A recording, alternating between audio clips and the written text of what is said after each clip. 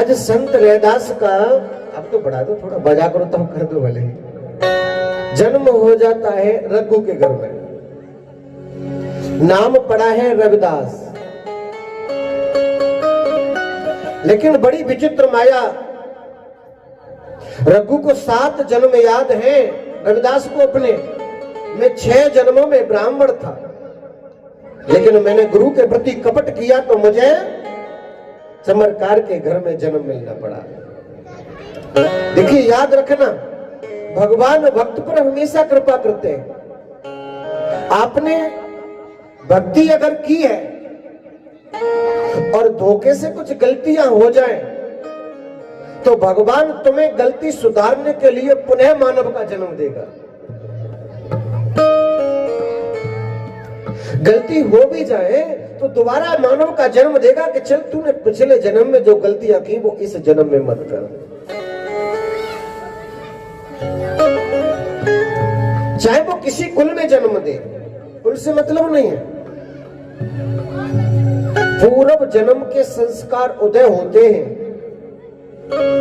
जब जाकर के घर में कोई संत या ब्राह्मण जैसा बेटा, तेजस्वी बेटा प्राप्त होता है।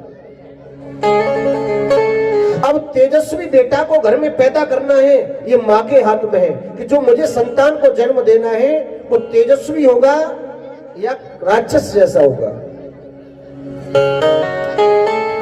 आजकल क्या है कि माओ का गर्भाशय है और गर्भाशय में खट्टा खाती है, मीठा खाती है, बाजार करती है, लड़ाई करती है, झगड़ा करती है, फिल्म देखती है। नियम है मैया, ध्यान रखना, जब गर्भ 3 मास का हो जाए उस समय मां को घर से नहीं निकलना चाहिए, क्योंकि 3 मास में जाकर के पूरा पिंड बनकर के शरीर में तैयार हो जाता है, बाल उगने लगते हैं सिर पर 3रे महीने में, और 4थे महीने में जाकर के उसी गर्भाशय में हड्डियां प्रवेश होती हैं, हड्डियां बनने लगती हैं, और 5वें महीने में जाकर के पूरा शरीर बन के ढांचा बन के तैयार हो जाता है, नाखून उग जाते हैं। 6वें महीने में बच्चा की इच्छा होती है कुछ खाने की, और 7वें महीने में जाके गर्भ में उल्टा लटक जाता है। अगर बेटा है तो दाहिनी कोख में आएगा और बेटी है तो डेढ़ी कोख में होगी, और 8वें 9वें महीने में भगवान का भजन करता है। अब हमें करना क्या, नहाए तो पति की तस्वीर रखें, या भगवान जिस घर में मां रहती है ना, जिसके गर्भाशय है, उस घर में भगवान की तस्वीर के सिवा नहीं, पति की तस्वीर और भगवान की तस्वीर होनी चाहिए। किसी शराबी, ज्वारी, मतवाले व्यक्ति के दर्शन हो जिस समय स्नान करें, मां श्रृंगार करें, तो या तो पति की मूर्ति हो सामने या भगवान की हो, तो गीता भागवत पुराणों का पाठ करना चाहिए।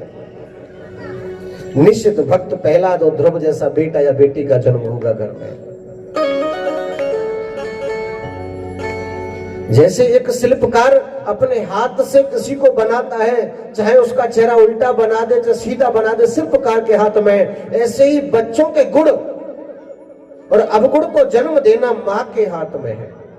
कि अपने गर्भाशय में जिसको पाल रही है मां, वो क्या तो खिला रही है, क्या संस्कार दे रही है, कौन सा ज्ञान दे रही है, ये मां के हाथ में है।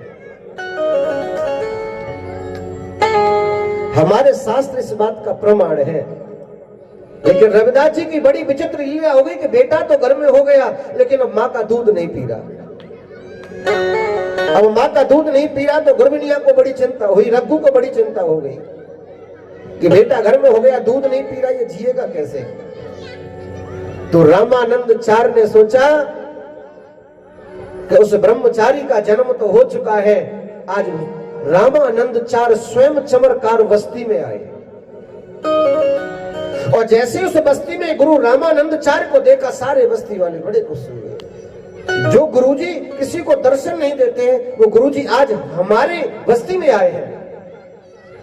और सीधे गुरुजी रघु के घर पर गए।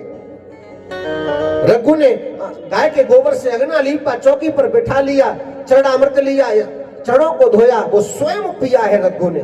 रामानंदाचार आए, स्वयं भगवान के अवतार बताए जाते थे उस समय, इतने उच्च श्रेणी के संत थे। रामानंदाचार बोले कि महाराज, जो तुम्हारे घर में बेटा ने जन्म लिया वो बेटा कहाँ है? आज गुरगड़ियां लेकर के आई, उस बेटा को गोदी में ले लिया। मां बोली, स्वामी जी बेटे का तो जन्म हो गया है, और कृपा हुई ये भगवान की कि आप हमारे घर में पधारे, लेकिन बड़ी दुख की बात है कि ये बेटा जन्म हुआ है लेकिन कुछ दिन तक चलेगा। क्यों? ये दूध नहीं पीता, कुछ खाता पीता ही नहीं है, कब तक जिएगा? अब रामानंदाचार्य तो सब जानते हैं, क्योंकि उन्होंने तो श्राप दिया था उसको। उन्होंने कहा कि ये आज से दूध भी पिएगा, भोजन भी करेगा, लेकिन मुझे इसके कान में कुछ अकेले में कहना है, तुम सब बाहर चले जाओ।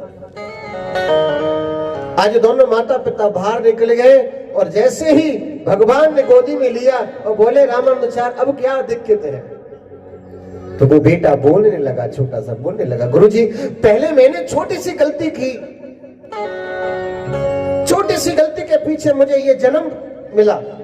अब मैं मां का दूध पी लूं, क्योंकि ये वैष्णव नहीं है, इसका दूध पीने के बाद पता नहीं मुझे किस नरक में जाना पड़ेगा। अब वैष्णव हो, उसका दूध क्या खाना कोई दोने, लेकिन वैष्णव होना चाहिए, नुगरा नहीं होना चाहिए। तो गुरुजी ने, रामानंदाचार्य ने आज रविदास को बचपन में ही दीक्षा दे दी कान में, और रघु को, गुरबनिया को बुलाया, उनको भी दीक्षा दे दी, आज से दूध पीना शुरू कर दे, मर जाएगा।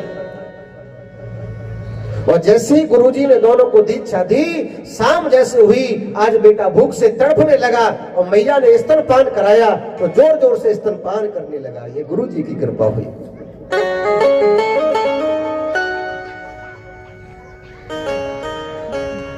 गुरुजी की कृपा हो जाए बस। अब बेटा वो धीरे धीरे बड़ा होने लगा, रविदास, जिसे रैदास भी कहते हैं, बड़ा होने लगा। मन में सोचा कि पिताजी के पास धन बहुत है, क्यों ना इस धन को संतों में बंटवारा किया जाए। 10-12 साल के हुए रविदास जी घर से धन ले जाएं और काशी गंगा जी के घाट पे जावे, और जिन संतों के पास में कंबल नहीं है, चप्पल नहीं है, भोजन नहीं, उन्हें भोजन करावे, चप्पल जूता बांटे। लो महाराज, मैया ने देखा ये मुट्ठी बंद करके ले जाता क्या है, मैया ने ध्यान नहीं दिया, ले जाता होगा कुछ, लेकिन एक दिन उनके पिता रघु ने पकड़ लिया, ये धन कहां ले जाता है? रैदास बोले, पिताजी ये धन संतों में बांटने के लिए ले जाता हूं। अरे मैं अकेला ही तो तुम्हारा बेटा हूं, इतने सारे धन का करोगे क्या है? और फिर आपका काम है मुझे जन्म देना, जीवन पर्यंत तक आपका ठेका तो नहीं है कि मेरे लिए धन इकट्ठा करूं। जब मैंने जन्म लिया इस धरा पर, तो कुछ मैं भी तो करूंगा जीवन यापन के लिए। इसलिए जो तुम्हारा धन है ना पिताजी, सारा संतों में बांट दो। रघु को आगे गुस्सा के, बेटा तो हुआ लेकिन नालायक हुआ, बेटा तो घर में हो गया लेकिन नालायक हुआ, सारा धन बांट रहा है। 14-15 साल की अवस्था हुई, आज रघु ने उसका विवाह कर दिया, और विवाह कर दिया कि विवाह करके सुधर जाए। और विवाह हम इसीलिए करते हैं कि बिगड़ा हुआ बेटा है, जब पत्नी घर में आएगी चिंता बढ़ेगी तो महाराज सुधर जाएगा। लेकिन वो भी रविदास हमारे पंडित जैसे, एक पत्नी का 4 पत्नियां हैं, फिर भी सुधरने वाले नहीं है। अब पत्नी भी जी आई घर में, तो वो रविदास जी से भी 21, हाँ रविदास जी 20 है, तो महाराज 21 है पत्नी। यानी कि रविदास जी इतना दान करते हैं तो पत्नी इतना दान करती है। वो भी कहती है तब कर दो, करना ही क्या हमें धन का। अच्छा धन हमारे साथ जाएगा क्या? कमाले धन चाहे जितना, कमाले हीरे मोती, लेकिन याद रखना मेरी मैयाओं कफन में जेब नहीं होती। जब जाओगे तो खाली हाथ होगा, और तुम्हारी बहू होगी वो रो रही होगी, अरे मेरी सास मर गई, मेरी अम्मा मर गई, बगल में बैठेगी, सीधे हाथ डालेगी जेब में, देखे कुछ रखा तो नहीं है इसमें, देख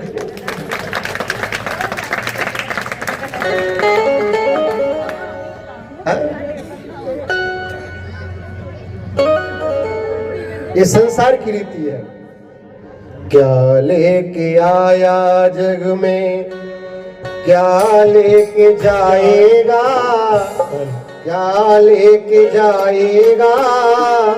2 दिन की जिंदगी है, 2 दिन का मेला, 2 दिन का मेला। क्या लेके आया बंदा, क्या लेके सभी गाएंगे। क्या लेके जाएगा। 2 दिन की जिंदगी है, 2 दिन का मेला। क्या लेके आया बंदे, क्या लेके जाएगा, क्या लेके जाएगा।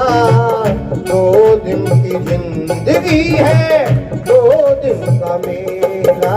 मेला रे मेला, 2 दिन का मेला। ताली से बजाते हुए।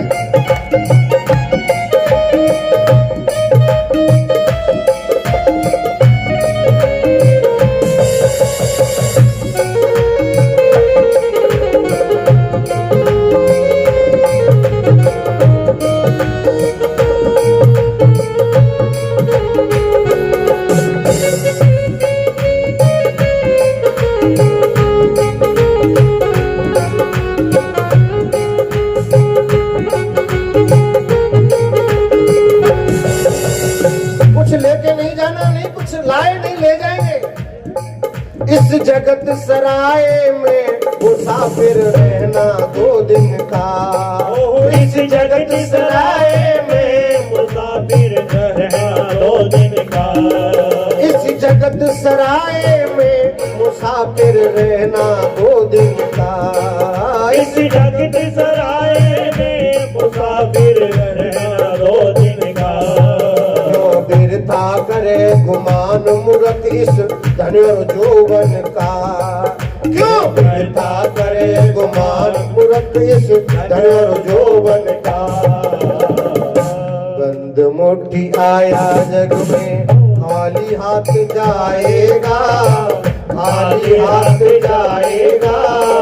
2 दिन की जिंदगी है, 2 दिन का मेला। 2 दिन का मेला। मेला रे मेला। क्या लेके आया बंदे, क्या लेके जाएगा, क्या लेके जाएगा। 2 दिन की जिंदगी है, 2 दिन का मेला।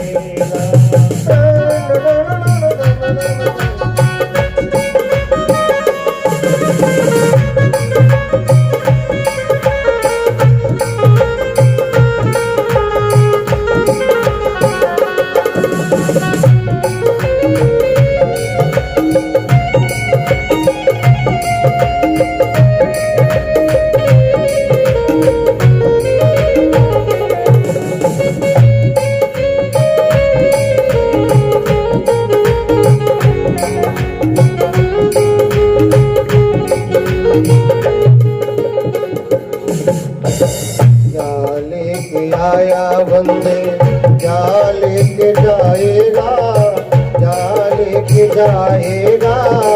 2 दिन की जिंदगी है, 2 दिन का मेला। कुछ लेके आए हो? बताओ, कोई लेके आया हो? अरे जब हमारा जन्म हुआ इस तन पर कपड़ा भी नहीं था प्यारे। संसार में जैसे ही आए उस भगवान ने तेरे आने से पहले मां के स्तनों में पीने के लिए दूध कर दिया, और पहनने के लिए घर में बाप पहले से ही कपड़े ला के रख दिए। हम कौन है करने वाले? करने वाला वो है, कराने वाला वो है। इसलिए पत्नी कहती है महाराज जो कुछ है कर दो दान। इसलिए सब मैयाओं से कहना है कि भगवान कन्हैया का जन्म हो गया, जो कुछ घर में धन दौलत है जितनी भी है सब पंडित जी को दे दो। बोलो राधे राधे।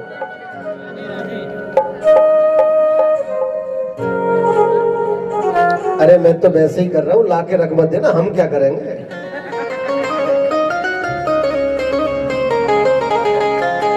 ऐसे ही हम कहीं कथा कर रहे थे, वृंदावन में गोवर्धन पे कथा चल रही थी हमारी, 2019 की बात है। तो ऐसे ही हमने बोल दिया थोड़ा मजाक में।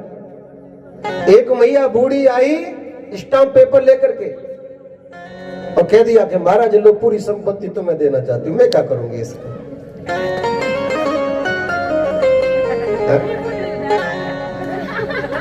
बैठे हैं, पर आप लोग दे दोगे तो हम ले लेंगे। देखो ब्राह्मणों के पास कुछ नहीं है, आप लोगों का दिया हुआ ये कुर्ता पहने, आप लोगों का दिया धोती पहने, आप लोगों का दिया भोजन कर रहे हैं। और दूध की तो पूछो मत भाई, पंजाब की तारीफ है, पूरा भगोना भरा रखा, दूध ही नहीं पीता।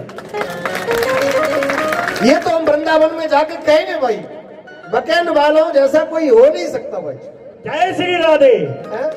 जहां देवता तरसते हैं दूध के लिए हमारे यूपी में, तो यहाँ तो ब्राह्मणों का दूध नहीं पी रहा, इतना दूध कर दिया है लोगों ने। बोलो राधे राधे। इसलिए कहना है जब जीवन में मौका मिले तो दान के लिए कभी हाथ को यूं मत करो, यूं करो।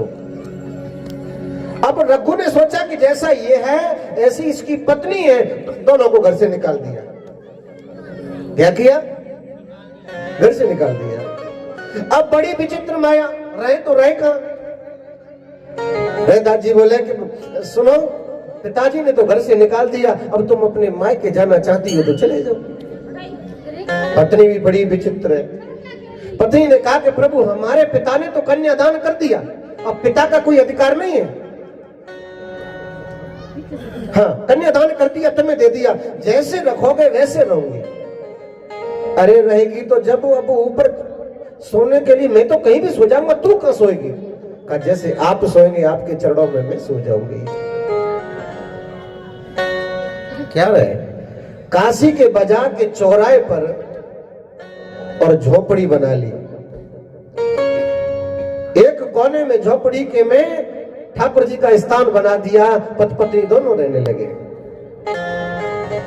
हाँ, अब का सोचे जीवन यापन कैसे होगा, तो करे क्या? तो जूता सीने का काम शुरू कर दिया रहदास जी ने। उसी चौराहे पे बैठे, लेकिन एक नियम बना लिया कि साधु संत और ब्राह्मण आएंगे उनसे जूता सिलाई का कुछ नहीं लेंगे, और जो ग्रस्त लोग आएंगे जो देंगे उसको लेंगे, उससे ही हमारा 2 वक्त की रोटी चलेगी बस। अब बैठ जावे महाराज, जो कोई आवे जो दे जावे पैसा, आना दो आना, तब आना चलते थे। आना समझते हो? आना देखी तो हमने नहीं, सुने 10 पैसा 5 पैसा तो हमने देखे, लेकिन आना काना नहीं सुने हमने। ये तो हमारे दादा बाबा कहते हैं तो हमने सुना है, आना पाना चलता था उस समय। हाँ, जो भी हो। अब ब्राह्मण आवे कि महाराज लो अपना पैसा, तो कहीं नहीं, ब्राह्मणों से हम नहीं लेते, ब्राह्मणों की सेवा है, और ये संतों की सेवा है, संतों से तो लेते ही नहीं है।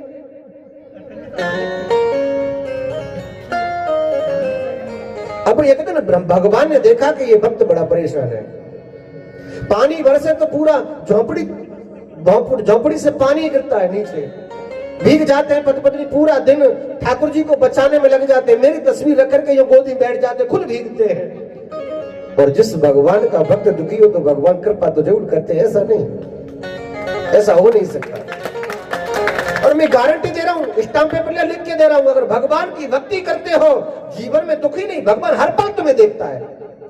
लेकिन हम भक्ति करने का तरीका है, रविदास का अलग तरीका है। हम लोगों का क्या है, दुनिया को दिखाने के लिए भक्ति करते हैं, भगवान के लिए नहीं करते, ये पक्की बात है।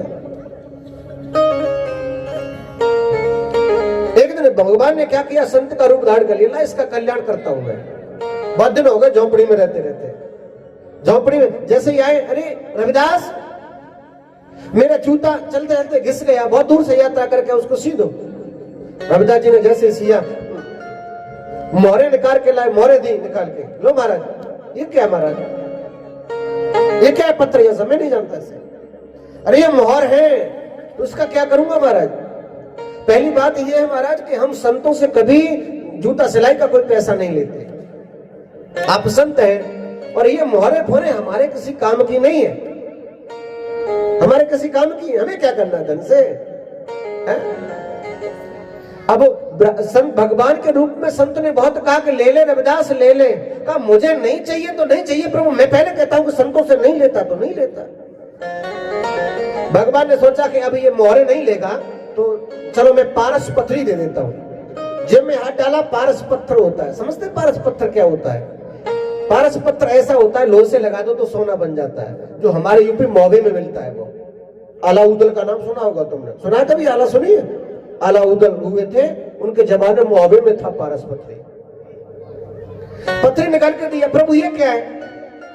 ये पारस है, इसका क्या करना है?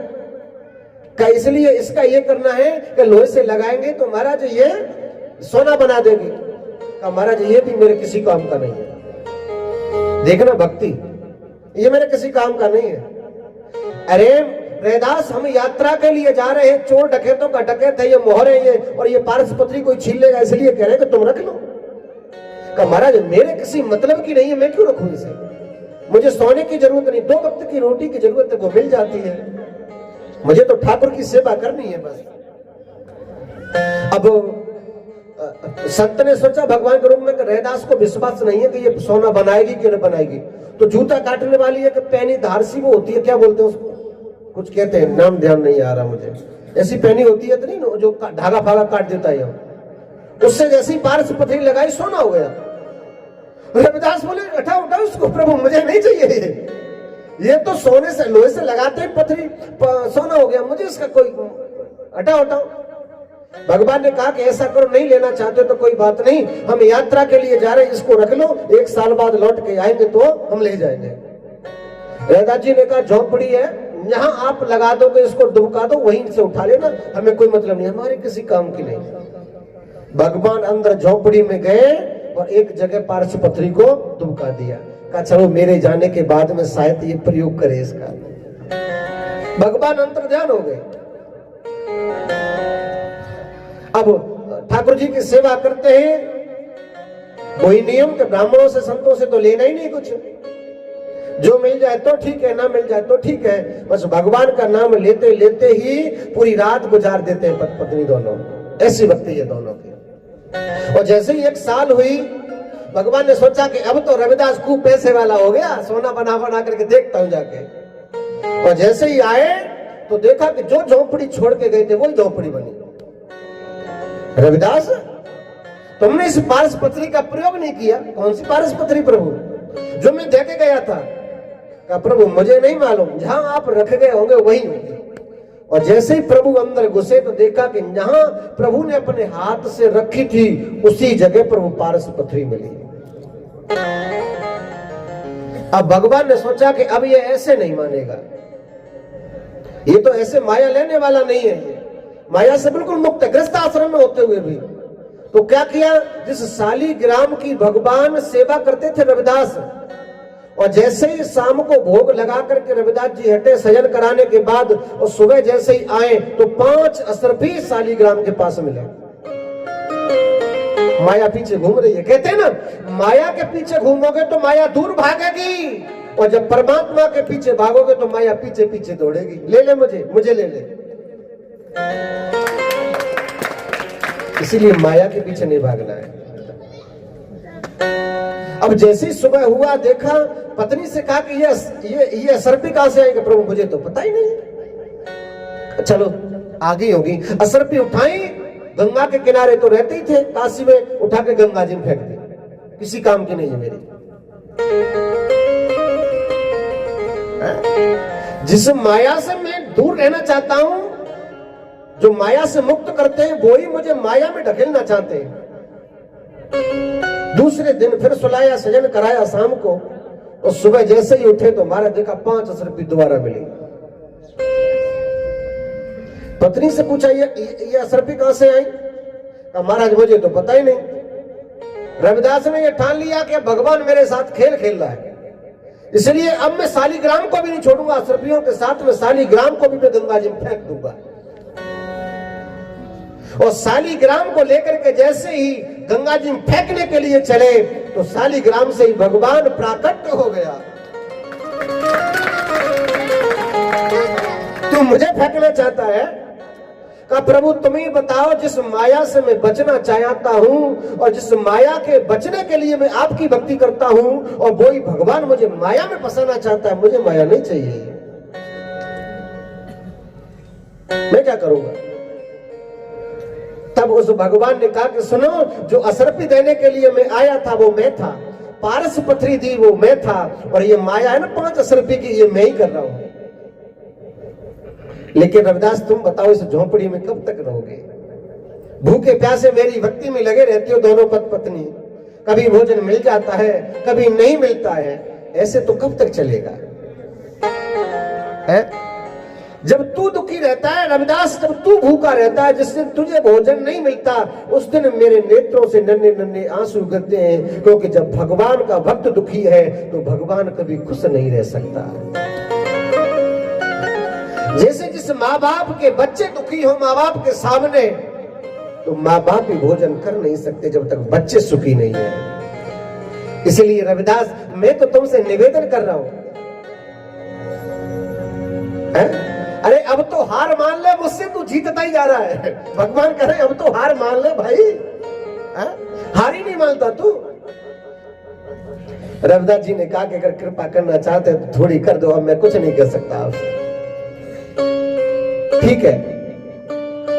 महाराज एक सेठ का रूप धारण करके उसी काशी में एक जगह खरीद के महल बना दिए। रविदास जी इसमें रहो। रविदास जी ने कहा महाराज रह तो लेंगे, लेकिन उस घर में कभी संतों का विश्राम स्थान बनाया कि नहीं? संत ठहरने के लिए जगह है कि नहीं कोई? तो वो तो नहीं है, तो मैं रहने वाला नहीं। जिस घर में एक अतिथि घर कमरा ना हो, अतिथि रूम ना हो, वो घर बेकार है। अच्छा एक बात बताओ, हमारा जन्म हुआ, भोजन आदि की व्यवस्था हो गई, मकान बन गए, महल बन गए, क्या एक घर भगवान के लिए या अतिथियों के लिए नहीं हो सकता? अपने लिए लड़का के लिए बेडरूम अलग है, बेटी के लिए बेडरूम अलग है, बहू के लिए बेडरूम अलग है, उनके लिए अलग रूम है, क्या अतिथि के लिए नहीं?